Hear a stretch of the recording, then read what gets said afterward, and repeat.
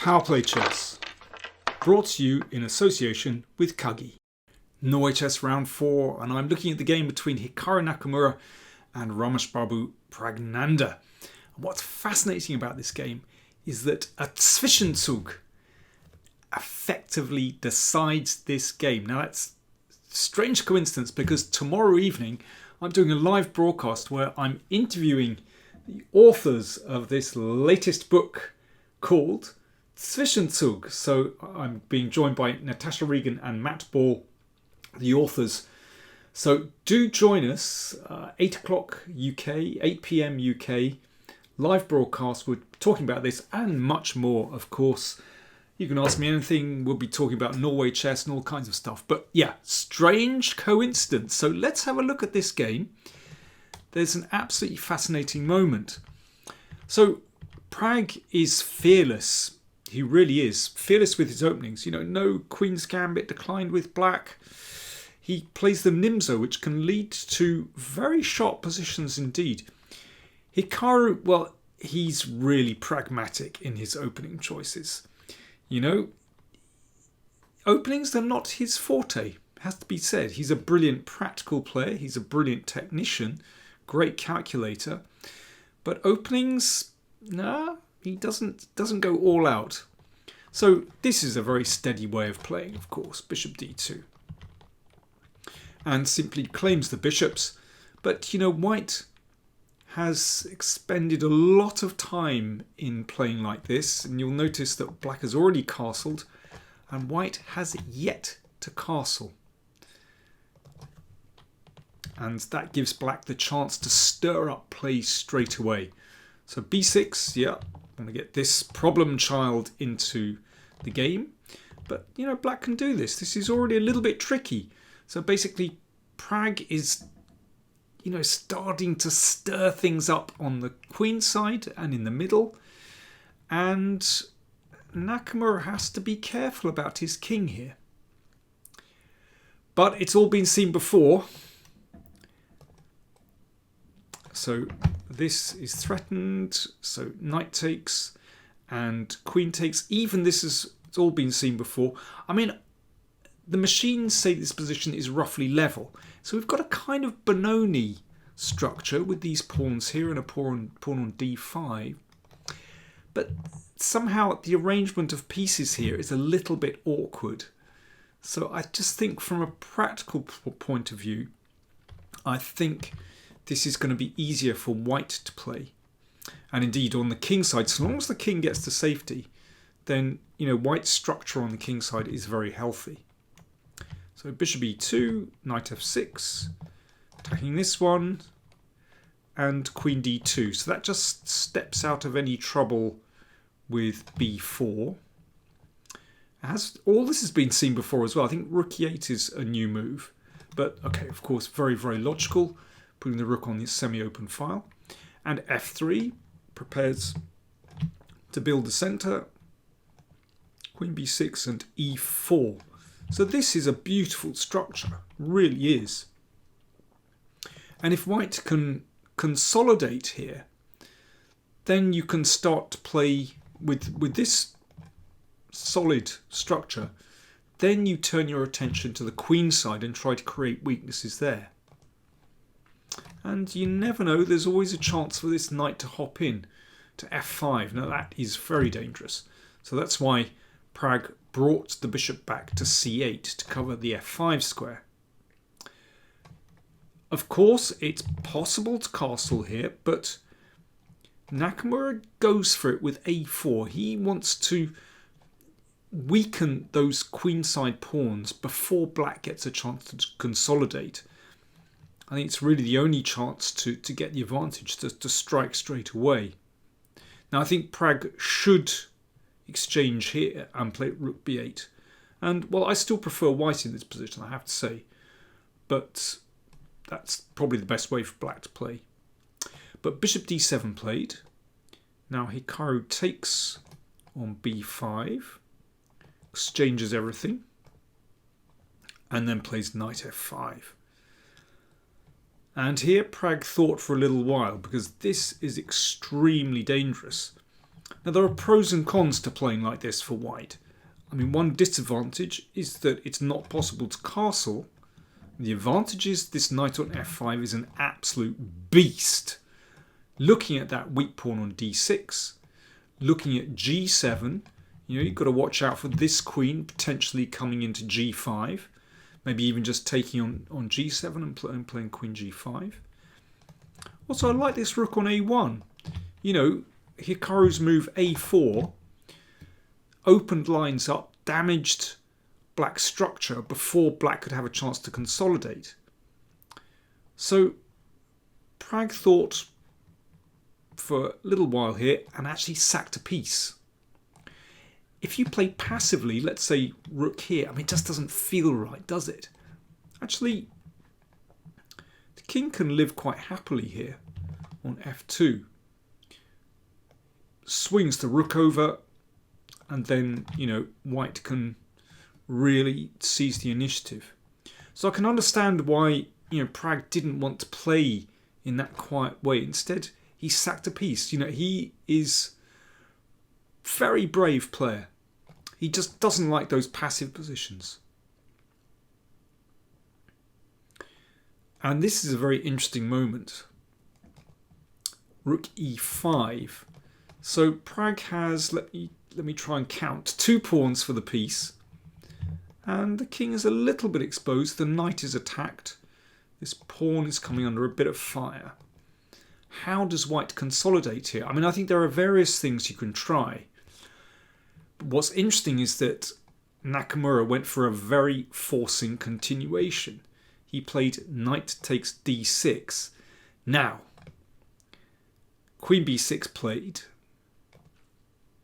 and Pragg had a very special, particular idea in mind when he played this. Now here is where I would like you to calculate. And bear in mind the theme of the day, Zwischenzug.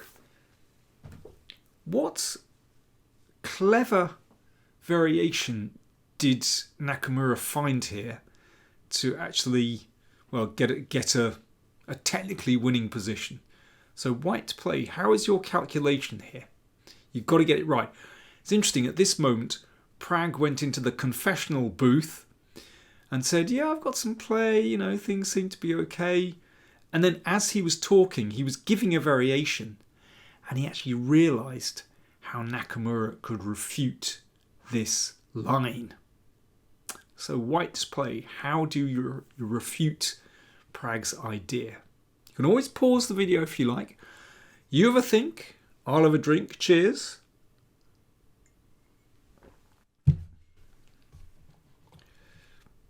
Okay, here's the line. This is a forcing continuation. Knight c4.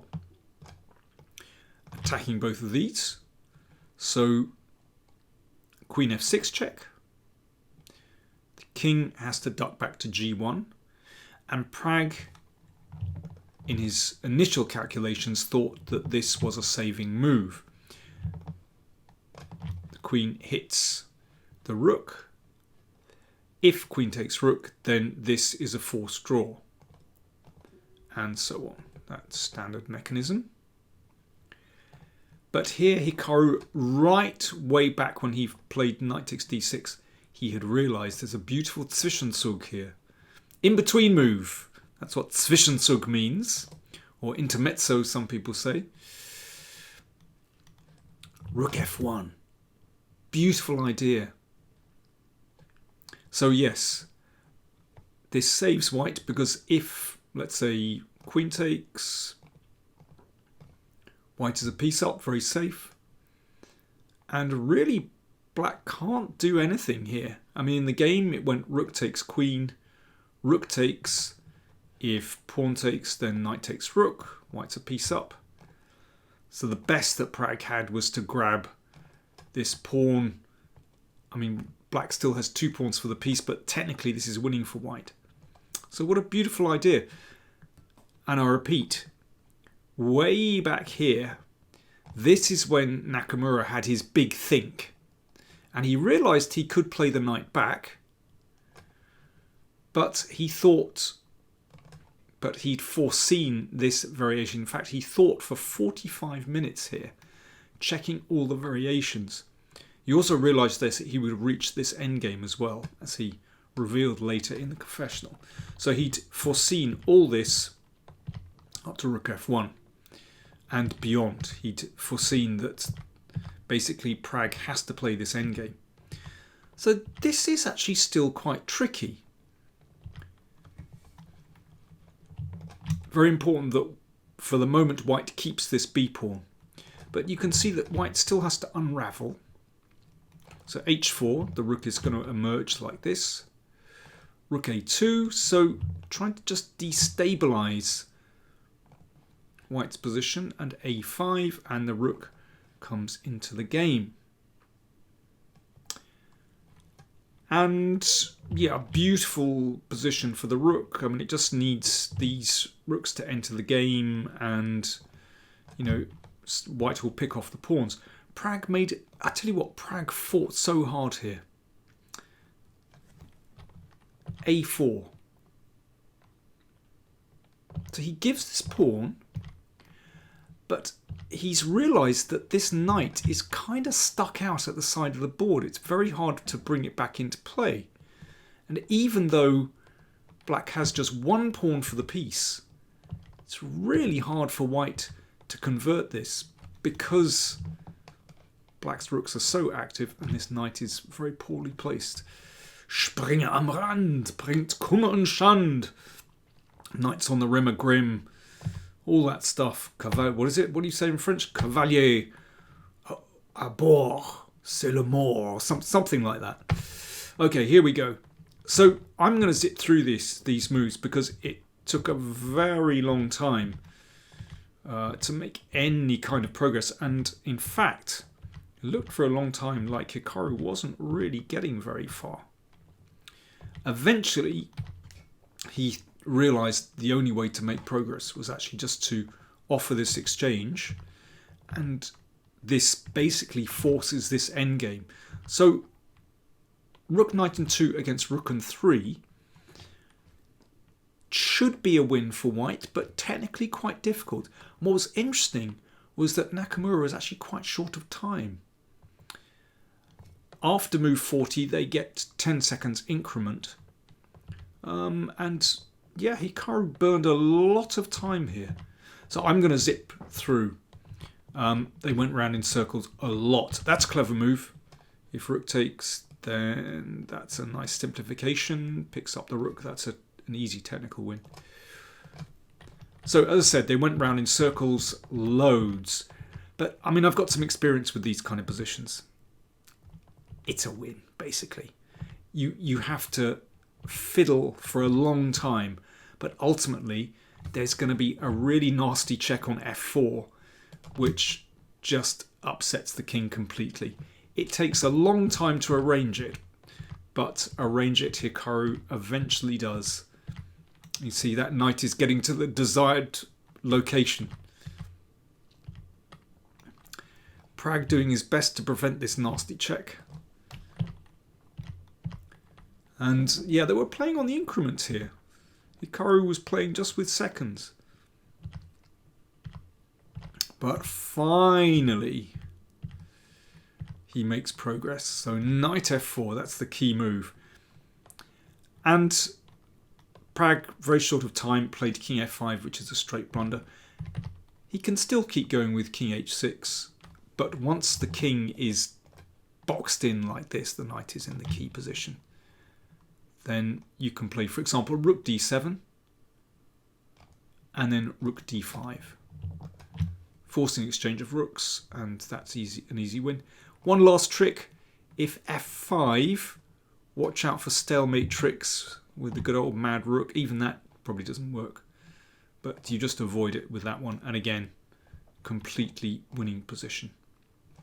Okay, the game: knight f4 check, king f5, and what's the winning move? Rook h7, absolutely beautiful. Who'd have thought it? A checkmate pattern appears in the middle of the board, basically. Almost the middle of the board. So rook h5 coming, and, well, black can only avoid mate by giving up the rook. Really beautiful finish, actually.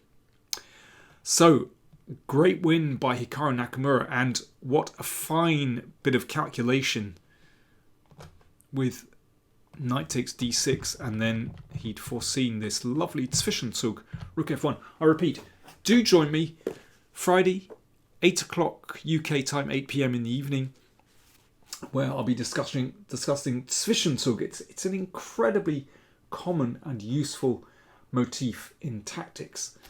We'll be talking about that. I'll be discussing that with the authors Natasha Regan and Matt Ball. So do join me, and we can talk about lots more as well. I'll provide the link to the live broadcast in the video description or at the top of the comments section anyway. Thanks for watching.